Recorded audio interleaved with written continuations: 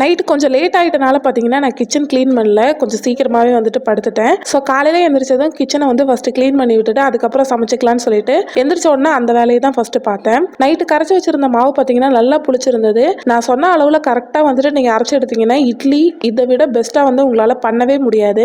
So idli மாவே பாருங்கள் எந்த அளவுக்கு புளிச்சிருக்குன்னு பாருங்கள். உங்களுக்கு இந்த மாவோட கன்சிஸ்டன்சி பார்த்தாலே தெரியும் இந்த இட்லி எந்த அளவுக்கு சாஃப்டாக வரும்னு. நான் கரண்டி வச்சு மிக்ஸ் பண்ணும்போது கூட கரண்டி எவ்வளோ லேசாக வந்து உள்ளே போயிட்டு வருதுன்னு பாருங்க. எந்த இடத்துலையும் தட்டுப்படாம அவ்வளோ சாஃப்டா மாவு வந்து பொங்கி வரும். இந்த இட்லி மாவுல மட்டும் நீங்க கடைசி தட்டு இட்லி வைக்கிற வரைக்குமே பாத்தீங்கன்னா இட்லி வந்து நல்லா சாஃப்டா தான் இருக்கும். நான் உங்களுக்கு ஒரு இட்லி வந்துட்டு பிச்சு காமிக்கிறேன் பாருங்க எந்த அளவுக்கு இருக்குன்னு சொல்லிட்டு. ஸோ நான் பொய்யெல்லாம் சொல்லலை, நான் இதே மெஷர்மெண்ட் தான் யூஸ் பண்றேன். வந்துட்டு 5:1 தான் யூஸ் பண்றேன். இதுக்கே வந்து இட்லி பாத்தீங்கன்னா நல்லா சாஃப்டா நல்லா சூப்பராகவே வரும். ஸோ நீங்க வந்து என்ன மெஷர்மெண்ட் பண்ணுவீங்க, இதுல வேற ஏதாவது ஆட் பண்ணுவீங்களாங்கிறதையும் மறக்காம கமெண்ட்ல சொல்லுங்க. அந்த அன்னைக்கு இட்லிக்கு நான் கொஞ்சமாக தேங்காய் சட்னி அரைச்சிட்டு கூடவே புதினா சட்னி கொஞ்சம் அரைச்சி வந்துட்டு பிரேக்ஃபாஸ்ட் வேலையை வந்து முடிச்சிட்டேன்.